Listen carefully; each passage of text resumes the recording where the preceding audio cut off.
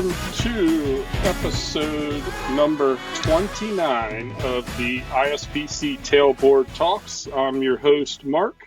Back from his summer hiatus is my co-host, Jerry. So how you doing, buddy? I'm good, man. Good to be back. Glad you didn't say vacation. Well, I think I got a few days off in there, but it was a lot of work. yeah. Got a chance to go to Colorado and to the Colorado Rural Electric Association show where we sponsored the lunch break. Yeah. Man, what a great show. There's worse places in the world to be. Absolutely. That's for sure. I've kind of been down this summer just working and trying to get back office stuff done just till the last couple of weeks. I was down at Norfolk and did some training with the Navy, and then this week here I got home about 1 o'clock last night, or 1 o'clock in the morning, I guess today actually, from Texas, and then back to Texas again on Monday morning. So my home away from home. I ought to have a second home in Texas. Yeah, dude, it's nuts. Yeah, it's great being busy, but geez, man, sometimes you miss your recliner or your bed. Yeah, for sure. But one thing I have missed more than anything is actually getting to hang out and do the tailboard talks. And today we've got somebody that I haven't had the opportunity to meet yet. I'm very interested to hear him speak, to hear what he's got to say, and to get going as far as that goes. Yeah, so today we're doing cable identification and remote cutting and probably a lot of other stuff underground. So I know enough in the I shouldn't say maybe to get me in trouble. I'm not too bad at it, but I definitely don't have the experience that our guest does today. So that's a good thing. I enjoy these when we talk to people that it's not my forte, because then I learn just as much as everybody else on this podcast. So, always good. So, all right, man, how about giving the old sponsor a shout out? The old sponsor message. Today's sponsor is one of my favorite things in the world, T&D PowerSkills. Today, safety and training managers need flexible and effective solutions, and that's where we at T&D PowerSkills comes in. 78-unit curriculum designed for adult learners. You can customize your training, scale your delivery, and control your costs, whether you're training just a few crews or if you're running a full apprenticeship program across multiple states. We've got you covered. Visit tdpowerskills.com to learn more. That's tdpowerskills.com. Thanks to T&D, they do probably the majority of our episodes. We have some other sponsors that hop in there from time to time, but always good. It's because we kind of know a guy. Yeah, I guess. So, all right. Well, our guest today, another Mark. So Mark Savage, owner and managing member of Deadbreak, LLC. So Mark's a utility professional with over 2 decades of hands-on experience when it comes to splicing, underground utility installations, underground projects, and I believe some other stuff from talking to Mark as well. And so welcome today, Mark. Glad you could join us, man. How you doing? Yes. First off, I'd like to thank you both for having me, inviting me on the podcast. Sure thing. It's an honor to be here. I'm looking forward to this discussion, especially because I think it's something in this field that gets taken for granted and is a lack of training that we have, per se. So, just a little bit of background about myself. I've been on a couple other podcasts, so the world out there is probably sick of hearing this, so we'll keep this a little bit short version. So I did 8 years in the Marine Corps. I'm a service disabled veteran. And I did 2 years actually after that in the reserves as well. So 10 years total. And then I got into this field. I read meters when I first started for a short time. And then I went to climbing school, injured myself on the first day, first time up the pole.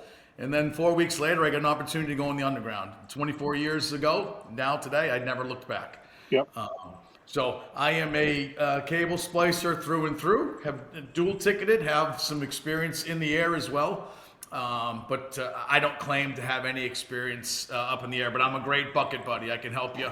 I'm a good hand, just don't trust myself up in the air by myself. Yep. Gotcha. So that's a little bit about myself and my history. But once again, it's an honor to be here. So thank you, gentlemen. Awesome. Well, glad to have you, Mark. Thanks for your service. You're sitting here with 2 other veterans.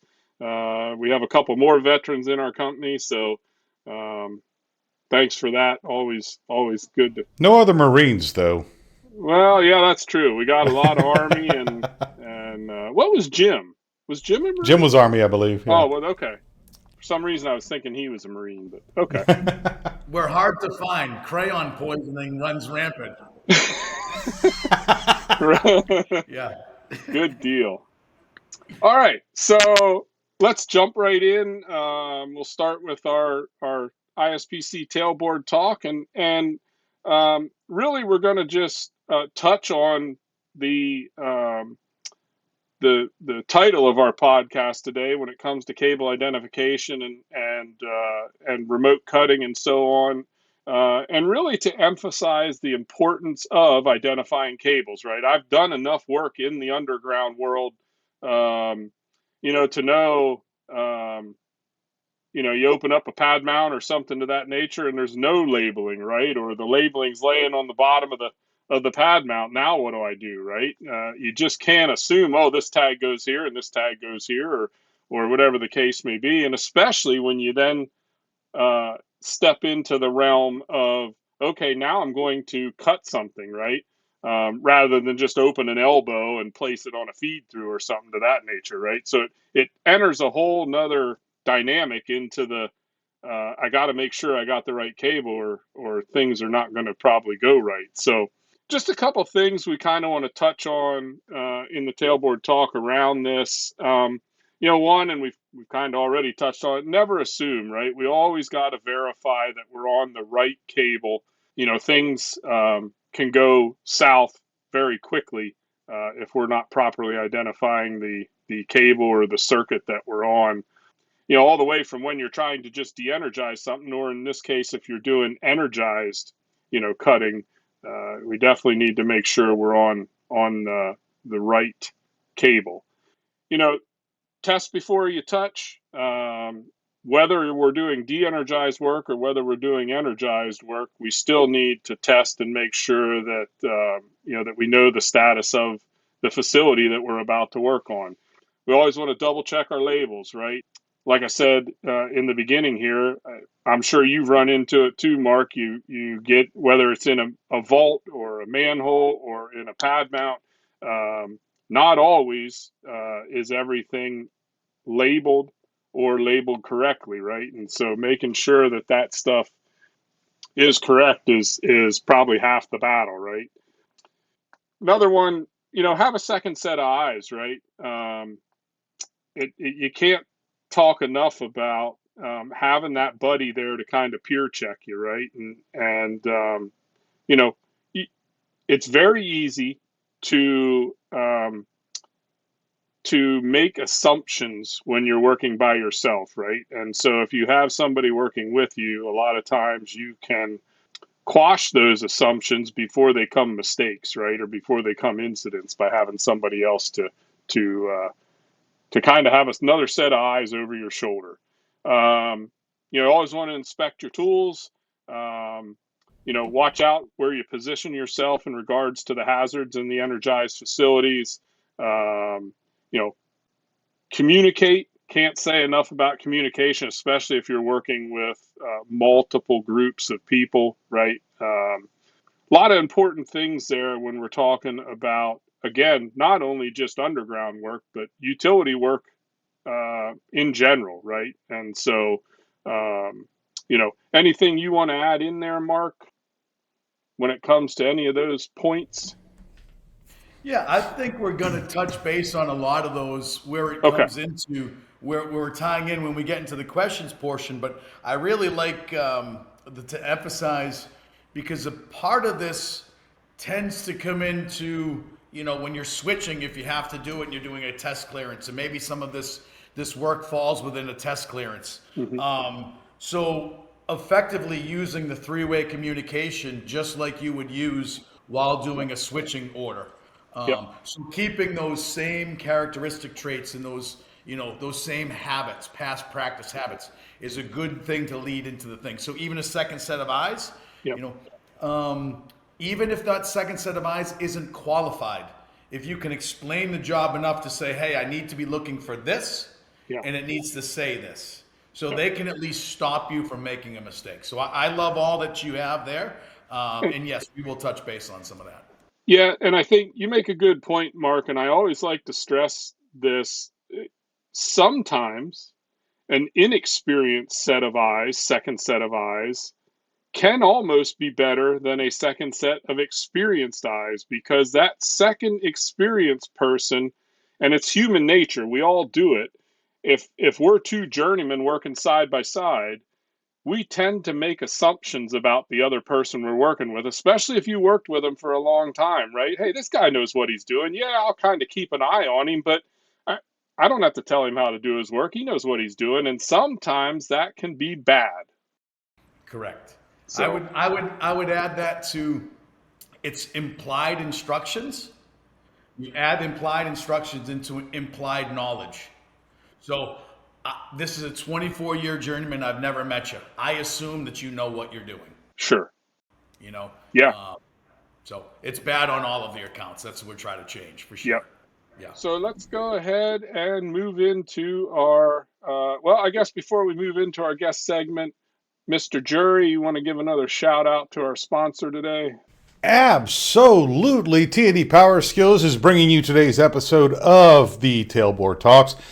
Something very near and dear to my heart. 78 units designed as a full 4-year apprenticeship program, but it is modular and you can pick and choose. So if, say, you only need underground training, we can do that as well. So give us a look.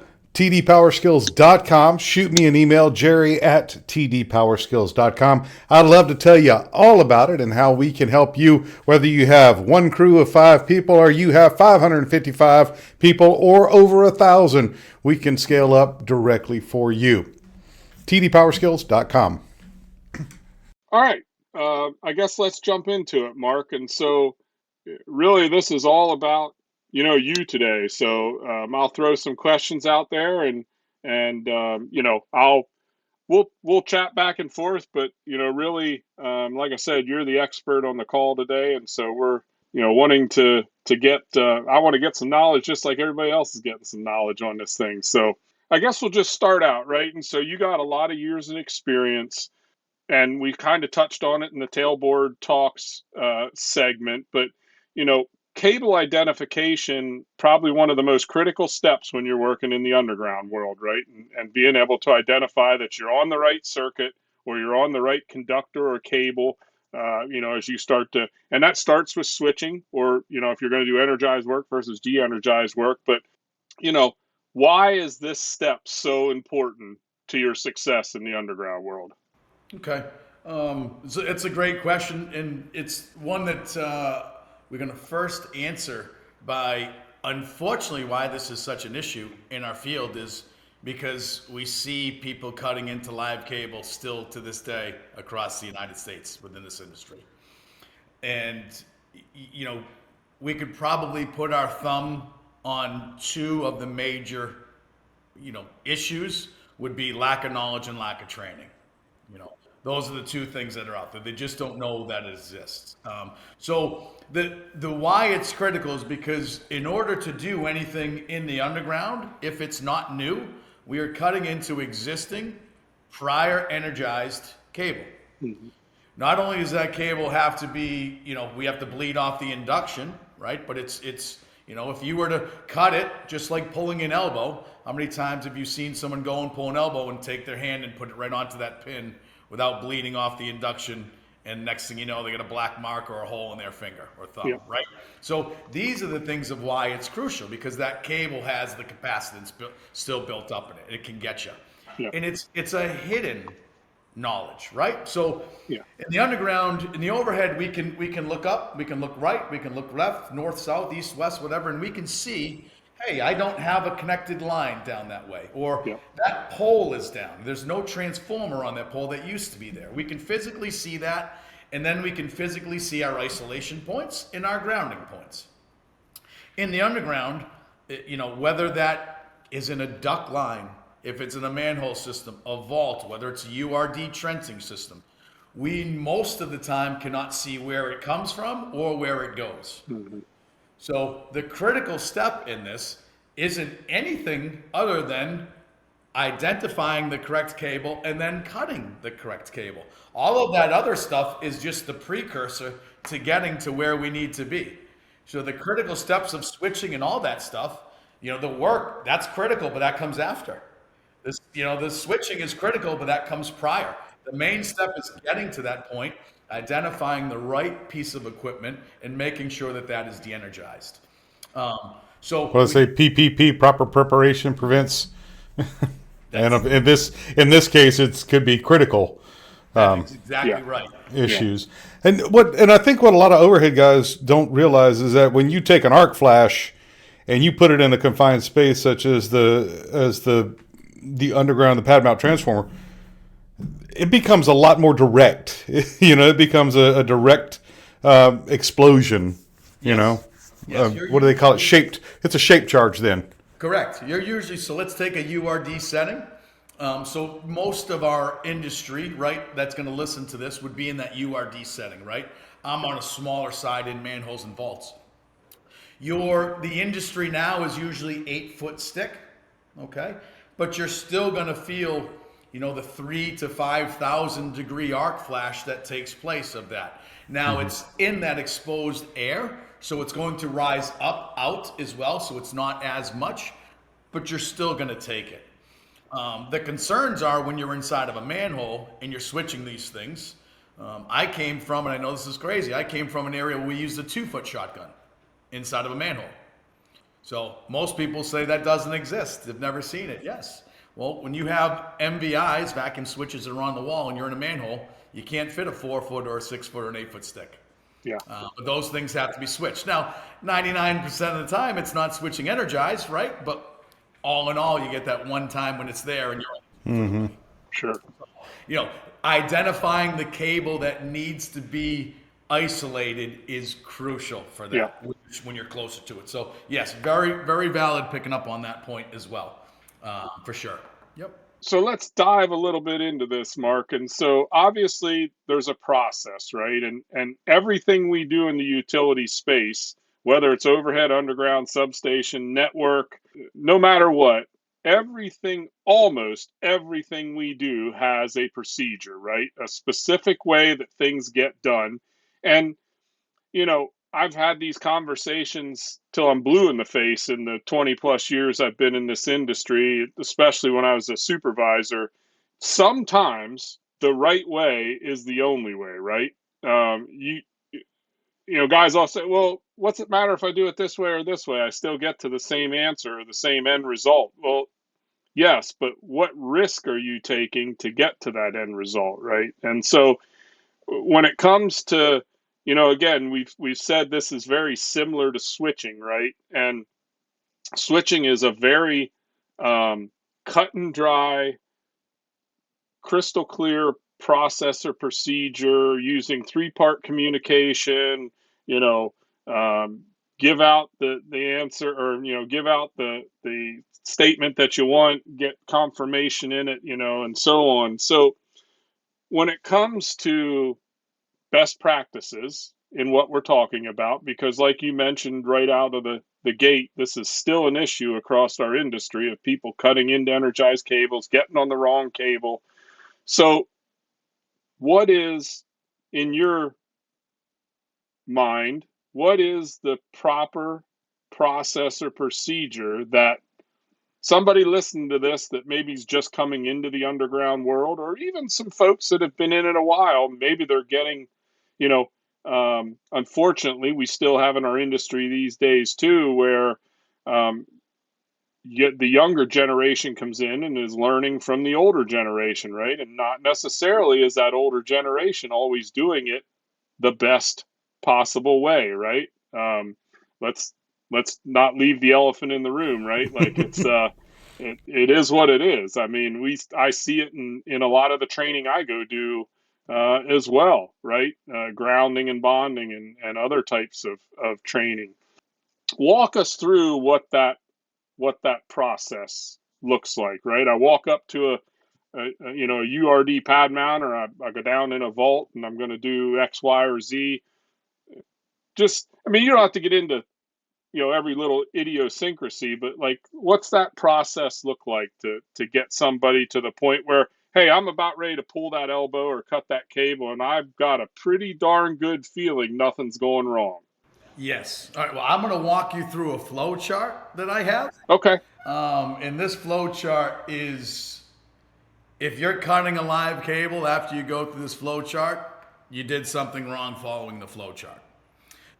So that's it. And just to reemphasize what you had said, Mark, too, was that's my goal in where we're at, is starting from the bottom up, especially focusing on the underground. There's too much tribal knowledge out there that has come with no formal training. Yep. And no offense to anybody that's out there, it's just what happens in the industry. Well, the only way that we can change that is from the bottom up.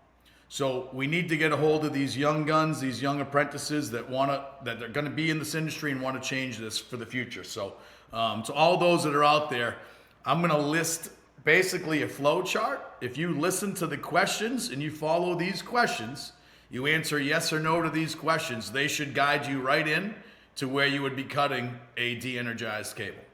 Okay? So we're going to start. The first question that we get is the voltage of the cable that you worked on above 1,000 volts? Is it up to 46,000?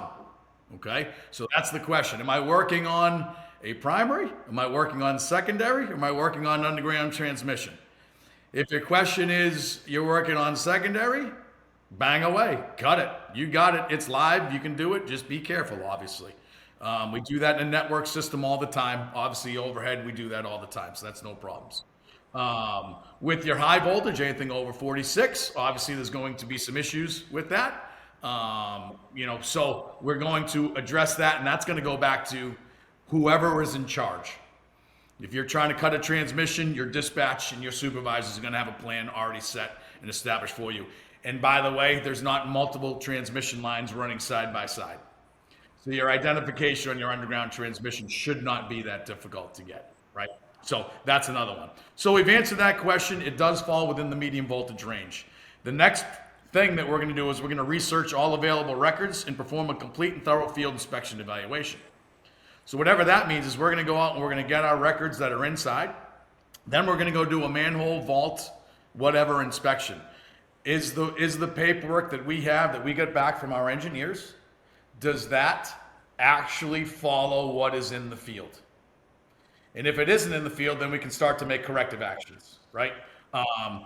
Hey, we know it's this cable. We know for a fact it's this cable. It's labeled wrong. It's this, that, the other, blah, blah, blah. What do we need to do to make those corrective actions? So we're just verifying step by step by step here. We've put in some buffers. Okay.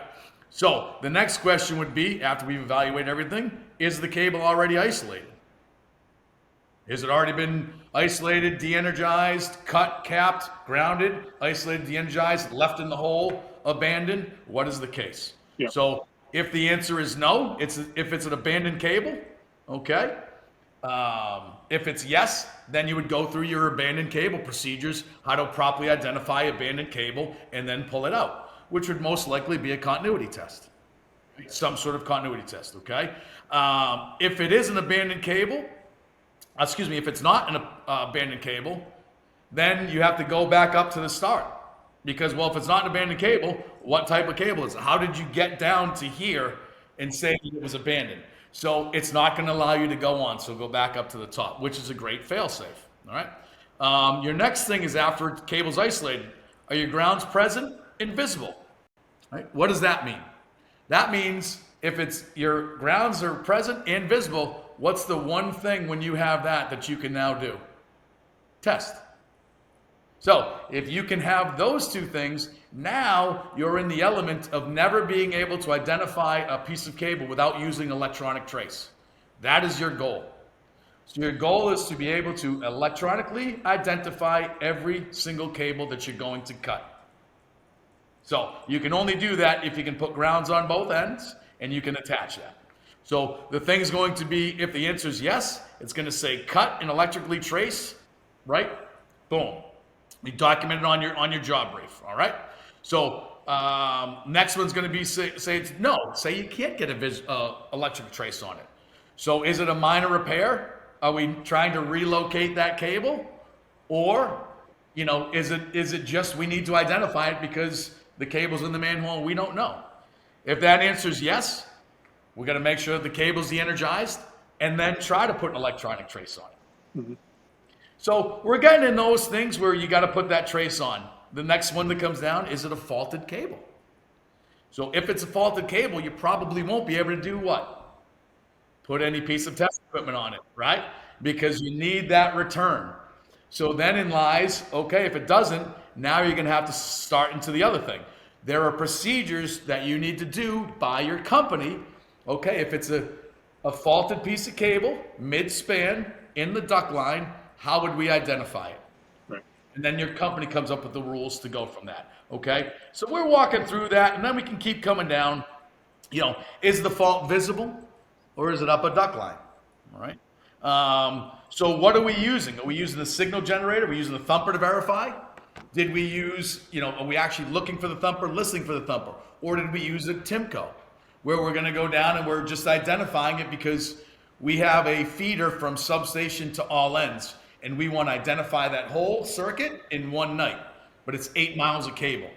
So we put that on and we're going along the path, right? So what are we using? If it's a faulted cable, we're going to use the thumper. If it's we're just trying to identify, we're going to use something like the TIMCO. So that just depends on what type of equipment we're going to use because of the fault. And then you just have to verify that. So once you see it one time, that fault, right? When you go back to the hole, you're going to shut that off and you're going to have them get the manhole set up. And before you go down and puncture, you're going to send that signal another time so the crew that's there can visually see one other time that that's the cable that's on.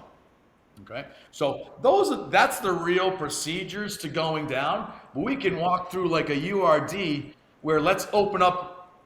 You've got an A, B, and a C phase, 500 transformers all in a apartment complex.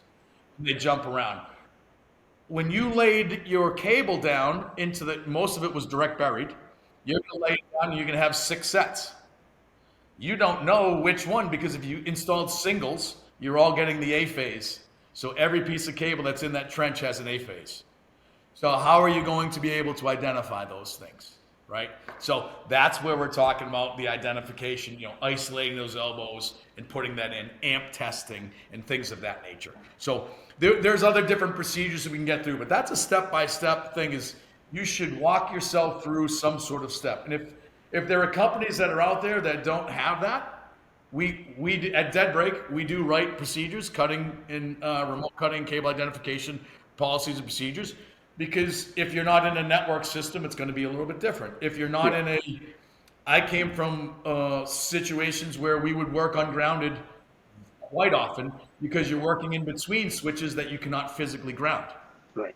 Right. So that's the case. So if you're working in a system like that, there's different policies than a system. If you just need it for URD, that's a simpler one than it is in a manhole network system. So hopefully that answers that. That's a longer version of the process, but hopefully that answers some questions out there. Yeah.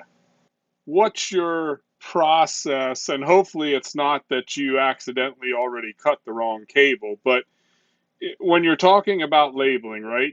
And there's a couple different aspects here, right?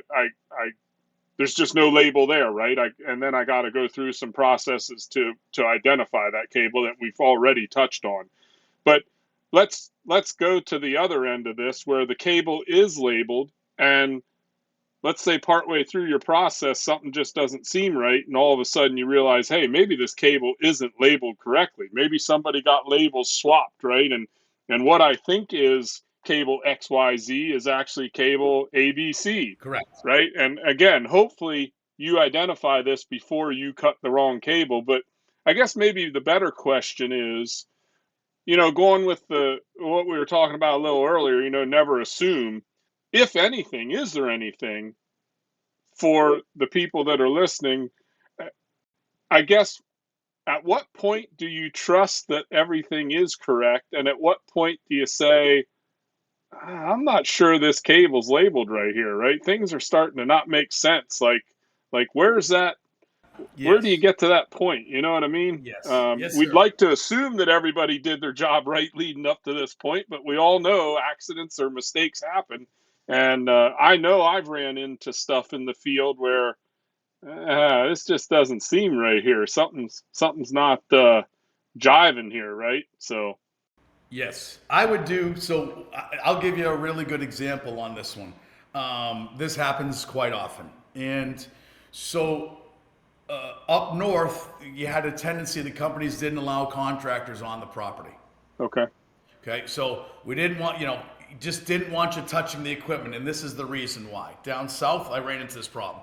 So we would do the vault work and the contractors would do the manhole work. Well, if the manhole work called for that feeder to be changed, that feeder was changed in the manholes that were worked on, but none of the other manholes nor any of the vaults. Because the contractor's not going to go in, and they would if they were told to, right? But they're not going to, so that gets lost in the sauce. So you can have, when I first started at one of the places I worked, 6 months in, I had a guy, supervisor, tell me, Mark, I know for a fact that's the circuit. And I said, listen, I understand that you know for a fact that that's the circuit. But I also know for a fact that if I switch that, okay, without someone writing that down that's saying, this is for a fact, this switch, that I will lose my job, you won't. Okay? So, we've got to make sure that we focus on that. So before that, here's the options that I have.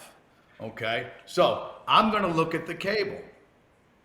The jacket that's in the jacket has pertinent information that's on that jacket that I can link up to the stuff that's in the manhole.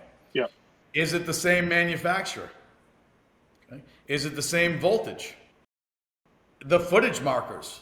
Okay, if it looks like it's a 60-foot piece and I know it's the same footage and I have, 0546 and the other end it's 0027, well, there's 400 and some odd foot of cable. That can't be my cable, right, right? So we've got that. So your cable jacket identification, that's number one. The footage, two. Duct configuration. So whatever those ducts are going out, that duct configuration has to go somewhere. yeah, So when we work in a manhole system, those ducts are all labeled. And I don't mean they have a number on it, but how we count. Each company has a procedure on how you count ducts. So you can start from your top left and go right. 1, 2, 3, 4, 5, 6, 7, 8, 9. So all in all, what I'm looking for is I'm looking for a 3/3. What I mean by that is, and then we're going to say, my 3/3 is all a 6-inch encased duct. So I have a 3x3 6-inch in the vault. You should have a 3x3 with 6-inch in your manhole. If we have that, we're good. I'm in hole 1. Are you going to be in hole 1? No. You're going to be in hole 3. So we're mirroring each other. So we need to make sure, if I'm in 1 and you're in 1, we're not on the same cable. Or maybe we are. Maybe the conduit got rolled. So those are the things. The last thing that you would do, if it's obviously de-energized, is a tug test. So if you can amp test it and you can proof test that it's de-energized, you can basically put a rope on it and give that thing a little tug, 1 inch. That's all you need. Okay, it moved, we're good. If you can proof test it, that it's de-energized, you could run a snake through it. And additionally, with the last thing, you got to be careful with this, but you can blow air through it. So those are 5 or 6 different ways that if you don't have the ability to send an electronic trace down on that cable, right, how you can do it. Because the original question is tagging yeah, and mapping. The biggest you have, when I build that, for it to go to the engineering department and then get updated, it could be 6 months. Outages don't wait 6 months to be updated. So that's the biggest thing. And then when you're done, you have to, in a utility standpoint, we get so narrow-minded at times because we're focusing on the task at hand. Whereas we got to remember that, hey, that whole feeder needs to be retagged. and we're our own worst enemy. I'm not going down in every hole and doing all that. We'll get it when we go there the next time, which we have to stop, right? It's we're breeding our own laziness and our own faults, right? You guys probably agree with that in the industry. Yeah. Yeah, and more than likely, you might not be the one down that hole the next time, right? And the next guy, yeah, it just. Correct. I want to touch on something, Mark, you mentioned about essentially what you were saying was don't assume. We're going back to that don't assume anything, right? I had an incident early on in my career. I was actually in college. We're out doing a project in the community for Habitat for Humanity for our electrical class. And we go to a AA ballpark, and our job was to tear out all the old wiring, and we were going to put in new wiring and redo the wiring and stuff for the lighting in the ballpark. And so first day we go there, I don't know, there was probably a dozen of us in the class, and the instructor, we kind of huddle up there. We're doing our job briefing and talking about what's going to do, and he starts assigning guys to do stuff, and myself and another guy, he said, "Hey, in under the bleachers right here, there was a 16 by 16 by 8-inch deep steel junction box." And he said, "Everything has been tested, de-energized. We got to go in there and pull all the connections apart so we can start pulling wire to adjacent junction boxes." So, I mean, we hadn't, at that point, right, hadn't been in the class that long, right? We hadn't, none of this stuff that we're talking about today, and that now I know is gospel, 20 some years later. I'm like, oh, okay, right? So we go in there. The lid was already open. There was no lid on it, right? So somebody was obviously in there. I wasn't the first one to go in that box. So I go in there, and the box is probably, it's on an angle, right? Probably about 4.5 feet off the ground or something. So obviously I'm not standing under this thing. I'm crouched down like I'm catching baseball, right? And I got my arms on the side of the box to balance myself, and I'm taking connections apart. And I got to about the fourth connection, took the nut off, and it was stranded copper, THHN copper, right? And so I go to untwist the copper strands, and when I touched that sucker, it blew me out underneath those bleachers against the concession stand behind the walkway. And I'm like, what in the freak just happened? And You probably didn't say it just like that. I didn't, but I'm being nice, so that Kenneth don't have to do so much editing. But man, oh man. And so, Mark, really the point I'm trying to make is I've had this conversation. I can't tell you how many times over my career people say to me, "I told you that was dead. I already checked that. Don't worry about it." There's the open point. You can see it's dead. Listen, folks, Mark said, I'm going to be the one that loses my job. And that may be true. But to even take it a step further, and I just had this conversation in a training class this week in Texas. I said, you are the one that is going to suffer the consequences if you don't check. Not your buddy that told you it was dead and you believed him. He's going to be the one there standing watching you get hammered. Yeah. He'll get therapy, you'll get a box. Right? Oh, man. Cannot stress enough the importance of, I don't care how good a friend they are, how long you've worked for them. Listen, if these 10 fingers of mine, and I still got all 10, so I'm thankful for that, right? And that's probably because of the due diligence I do after that incident, 35 years ago. But if my fingers are going in there, I'm the one testing, right? Or at least I'm standing there watching you test, and I am personally verifying that I see where you put the voltage detector, meter probes, whatever you're using to test. I'm seeing it with my eyeballs, and I've told 40-year veterans, listen, man, it's not that I don't believe you and don't trust you, but I'm the one going to work on it. I'm going to make sure it's dead before I stick my hands in there. So Right. Can't stress that enough. It's the same thing that they taught us in the military: trust but verify. Correct. That's right. Yeah. And I'll say that one of the bigger problems that you'll have on like a wide scale pure underground system, you may be grounding at 20, 25, 30 spots. to cut one cable in a manhole, one set of cable, right? Yeah. So a lot of the times and that's getting done, that's switched out and grounded prior to you even coming in. Yep. You have every right to drive around to every one of those spots and check it. That is a rule. That rule is in place for that exact reason. So that you can go and verify unless you physically did it, you go back there and you put that, no, I 100% agree with you on that for sure. So let's hop over a little bit in now.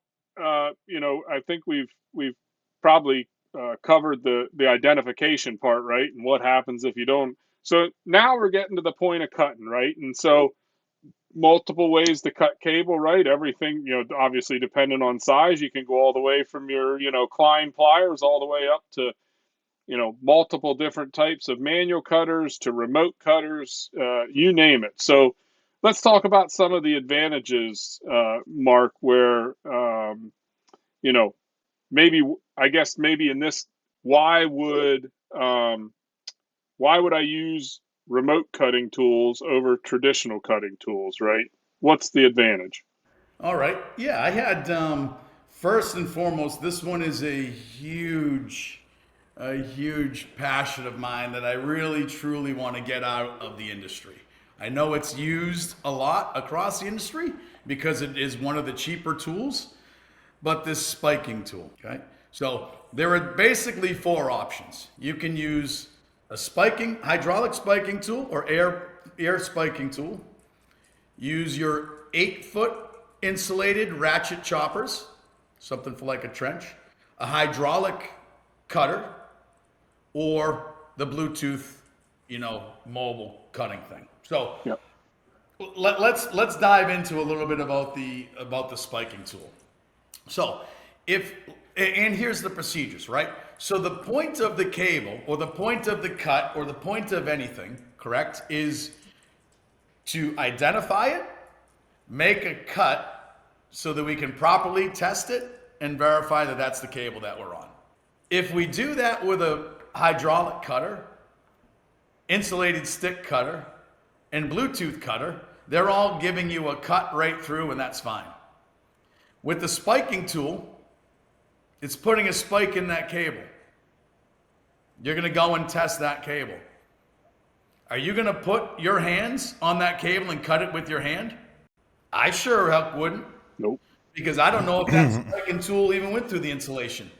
It could be bent. If you're using that on million cable all the time, that V that housing sits in, the cable sits in, it gets bent. Now you're riding that down that insulation, and you have just enough insulation because there's not a lot of load on it, right? You have just enough insulation to not feed any of that 1 amp that happens to be on that cable right now. Right. Okay? And then you go and cut that. So why would you even utilize that spiking tool? It's got to be cut anyway. Get that thing get it out. If you guys have them out in the industry, please do me a favor and get rid of them. Just my 2 cents. So let's go on to the other tools. We're going to have your 8-foot chopper. A lot of those are used in a URD setting. You dig a 4x4 trench. You can physically see that you're getting on the cable that you're on, and then you just come back and you're 8 feet away. Okay?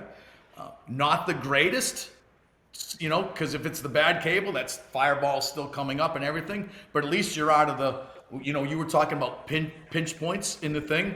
I would call that line of fire. Yeah. So as long as you're not in the line of fire, you can get yourself out. That's great. But we have 2 other tools that we can get even further away. Okay. So with these 2 tools, there's a couple things that I have to tell everybody about that needs to be addressed, right? First and foremost, the hydraulic cutters. That's what I came up with. They're amazing. You have to put non-dielectric hydraulic fluid in there, right? You put non-dielectric fluid in there, you cut through a live cable, you're good. If you have regular hydraulic fluid, you are now energized, okay? All of that's blowing up. Now you're getting, who knows how much hot oil spraying all over, catching on fire, right? When you hold those, you're always supposed to have your rubber gloves on. So regardless, you're not going to get zapped because if you're following your procedure to cut, you have your rubber gloves on that handle. But that oil can spread. So there's a You send a groundman, you tell him to go to a store and say, just get me hydraulic oil. You're busy, you don't check it, you just pour it in. He doesn't know any better. You haven't told him what you need to get. So there's a little bit of an issue that you can have. Now with the Bluetooth, I'm not going to give up the manufacturer, but there is a manufacturer out there that's very well known for having these products. If you don't program it correctly, the jaws chop on you. So if you're down in the manhole and you didn't program it and you decide to program it down the manhole and it's wrong, you're getting a cable cut right in front of your face. Wow. So you got to know how to use your tools. And we're going to talk about that when we go back. So all 4 of those, right? I would just say 3 are okay. I wouldn't use a spiking tool. But they all come with the lack of training can cause catastrophe. Yeah. Right? So, I hope that explains a little bit more. Like I said, I like the hydraulic because you're 40 yards away. You have a 20-foot hydraulic hose, and you have a 20-foot extension cord. So I'm outside of the vault or whatever, and I can hear it, and then when it goes through. And then the additional thing is, taking yourself out of line of fire, but you can hold those tools up. So when you're in a manhole, you can have it where it doesn't swing and drop and do all those things, right? So the bigger tools allow you to anchor it to the ceiling and be able to cut where you're at. So that has a little bit of advantage of like the spiking tool. You're just putting it in there, and then you could probably hang it, but it's probably going to drop a little bit as well. So I think that the advantages to having the Bluetooth and the hydraulic, I think better than the other 3. So or the 2. So hopefully that answers that question for you guys. I think probably we kind of covered number 5 there as well, some of the common mistakes that people make. I think we've talked about it all episode, right, as far as mistakes and things. Is there anything you want to add there, Mark, as when it comes to common mistakes with cutting? Yeah, I think it's we have to, in our industry, we've got to stop handing out tools with 0 training. Yeah. So this is going back to the beginning of what we were talking about, right? I'm a journeyman. Once again, my first outage at one of the companies that I work with, most of them were down, the ones that I had the issues with were down south. It's a little bit different. Up north, pure manhole. Down south, a little bit different, right? But where I was at, you had to call to a supervisor and just say, hey, this is what I'm planning to do. Just want to verify and make sure that you guys are okay with that. I'm going to put in the as-built, so on and so forth. And then I had a couple bosses down here and be like, hey, you're the journeyman. I don't know, nor do I care. Figure it out. Well, I'm a journeyman with 24 years experience. What are you doing with the journeyman that just got his ticket? So I think that goes into it. Like I said, they just give those tools out and say, you're a journeyman, We all have different levels of experience. We came from different places. So that's the one thing on the common mistakes is we're far too often we get equipment with 0 training. Yeah. I couldn't agree more. It's we deserve, no matter what level of apprentice, journeyman, whatever the case may be, 10 years experience, 40 years experience. If something new comes out there, whether it's tools or equipment, we deserve as workers to have some type of, hey, this is how this thing works. This is how you use it. Watch out for this. Just can't stress it enough. And I've seen it just as you described it, Mark, where, hey, here's a new tool, go figure it out. You know what I mean? If you have any problems, give me a call. Well, yeah, I might not be able to give you a call if I, if something goes wrong enough here. So, right. So, yeah. All right. So I guess to finish up, I do this with most of our technical guests, whatever we're talking about. So that one piece of advice, right? You're whatever, maybe you're working on a crew and you got a new person and maybe not even an apprentice, right? It could be somebody new coming to your crew, whatever the case may be, coming to your company. When it comes to everything we talked about today, if you had to tell that individual or individuals one piece of advice that maybe you've acquired through your experience, or whether good or bad, what's that one thing that you would say, hey man, I'm going to give you this one, kind of the old dad to kid speech, right? Son, if nothing else, if you don't learn nothing else, what's that one thing that I want you to take away from this? Yes. I kept it on point to what we were talking about, because I think it really hits home. So I said, so when cable identification and remote cutting procedures, when those are done correctly with a properly trained individual, you will never find yourself in harm's way, even if you happen to cut the wrong cable. And how can I make that statement true? Because if you follow all your procedures, you were never in the line of fire when you made that last and final cut. So if you follow your procedures to the T, you get yourself out of the line of fire, you should never have a problem. And that's what the important procedures are.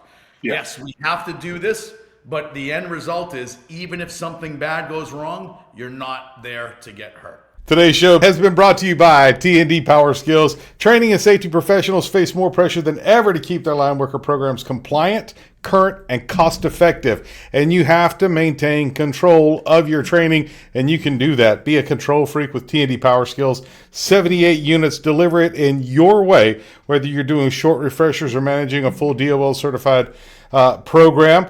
So you're controlling your delivery, you're controlling your message. You know exactly what's being taught to your people, and you're controlling your costs. You're going to know exactly how much it costs and for how long. So visit tdpowerskills.com, see how you can take control of your training, tdpowerskills.com. And while you're there, also check out our Trainers Conference and Trade Show coming up March 23rd through 26th in Orlando, Florida. We'll see you there. Registration opens up, I believe, next month or so. Mark, I'd like to thank you for taking some time out of your schedule to come on here with us and share a little of your expertise with not only us. Like I said, there's a lot of times I did 5 of these with Jim Vaughn over the summer when Jerry was traveling, and I walked away from every one with something new. So, and hopefully our audience will as well. I mean, I've been hearing more and more feedback, so I think people are,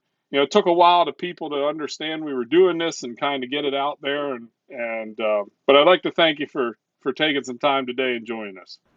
Yes, no, I appreciate you, Mark, and Jerry. So thank you for having me. But yeah, brother. Yeah, on the thing is the more and more I dive into where I'm going, and I keep getting this. Where's the company going, and what are you guys doing? And the more and more I dive into it, the more and more I see, hey, what I thought the industry isn't. It's there is probably 90% electricians, inside wiremen doing my work in the contracting world. Yeah. Because there's none of me. Yeah. And then, even in the non-union, okay, there's a million non-union guys out there that are doing it. So the inside wiremen are doing it on the union side, and then just people with no training in the non-union. So we just need to correct that, because, my son, my daughter could be at the end of that shotgun in 3 or 4 or 5, 10 years. And if we don't change it now, we're going to see a drastic, craftsmanship issue in the future, I would say. Yes. So, yeah. So fingers crossed. That's the goal, is to get out. And we sold our first curriculum. I don't know if I told you.